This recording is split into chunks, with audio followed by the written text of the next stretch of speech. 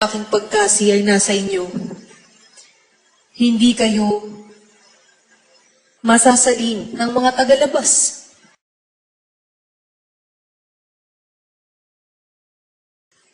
Ngunit, sa kabila nito, sa hanay ninyo, o yung hindi nakauunawa ng inyong mga gampanin, ay patuloy ang pagtalusira. Patuloy ang mga usap-usapan.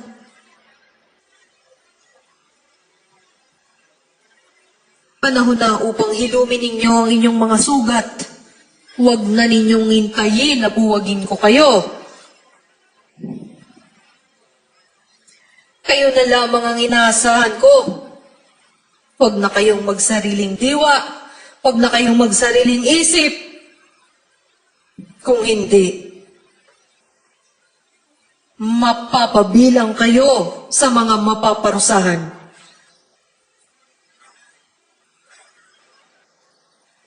Marami na kayong isinakripisyo. Matagal na panahon na kayong naghihintay. Nagsisimula ng magtanong ang ilan sa inyo.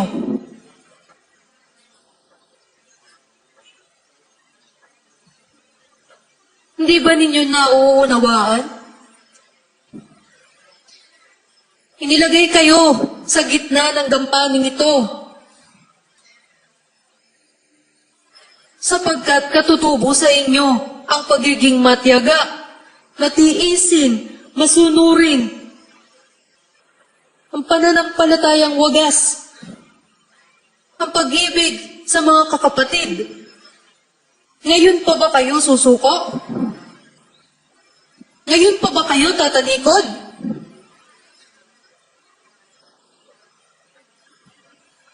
Kayo na lamang ang inaasahan ko at ito'y hindi isang pakiusap.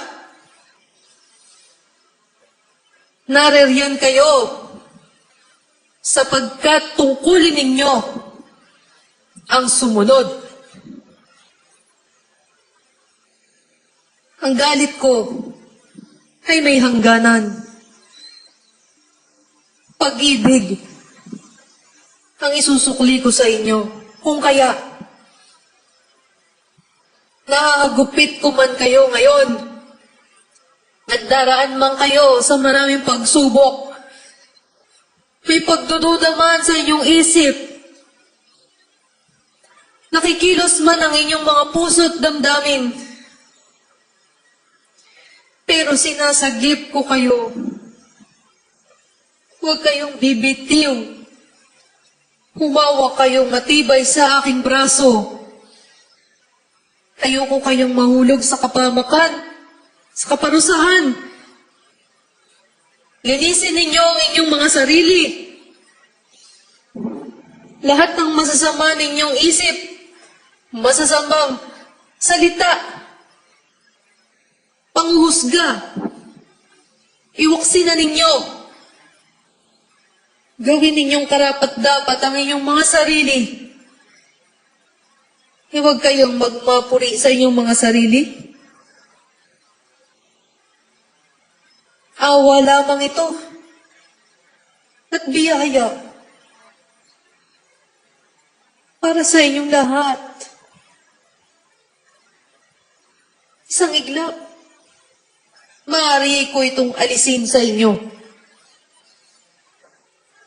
At wala nang matitira pang saligan sa inyong kaligtasan. Ngunit hindi kayo darating sa ganong pagkakataon. Pakikinggan ninyo at susundin ang tinig ko. Alang-alang sa kaligtasan ng nasa hanay ninyo at sa kaligtasan ng aking mga pinakaawaang napakaraming kaluluwa.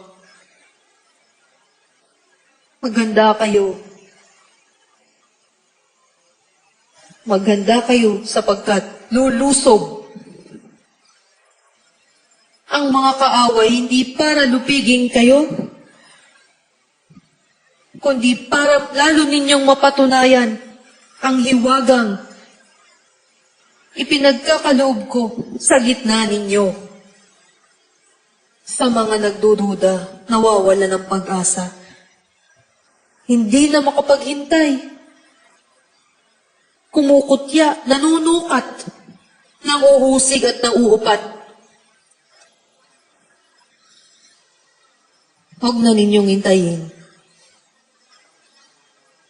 na ang susunod na hiwagang inyong masasaksihan ay hindi na para sa inyong ikabubuti.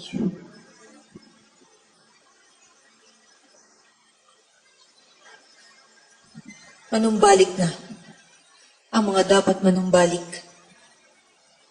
Magpakatatag ang mga nanghihina. Akayin ninyong pabalik ang inyong mga kakapatid. Sapagkat habang lumalakas ang pwersa ng mga sumisira at patuloy na nagpapabagsak sa aking kaluwalhatian, ay lalo naman ninyong tatagal. Kayo lamang ang aking inaasahan, hindi dahil sa hindi ko kaya, kundi dahil kayo ang naririyan. Kasama ninyo ang inyong mga kapatid. Kayo ang maghahayag ng katotohanan. Gagamitin ko ang inyong mga bibig, ang inyong mga kamay, upang maihayag at maisagawa ang banal kong panukala para sa inyong lahat. Salamat po, Ama Banal. Salamat po.